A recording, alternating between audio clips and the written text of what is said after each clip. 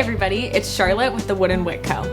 Today on Maker's Moments, I'm going to be defining a fragrance flashpoint. The flashpoint is something very important that you need to understand when you're using fragrance oils. The flashpoint is essentially the temperature at which a fragrance can actually catch fire or change its composition. So, if you're adding your fragrance to a heated product, let's say soap or candles, you want to ensure that you don't add your fragrance to your base at a temperature that exceeds its flashpoint.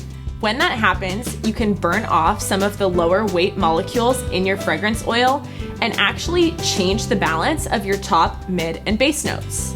So, for both safety and performance, it's always important to know your fragrance flashpoint and to make sure that you never heat your fragrance beyond that temperature.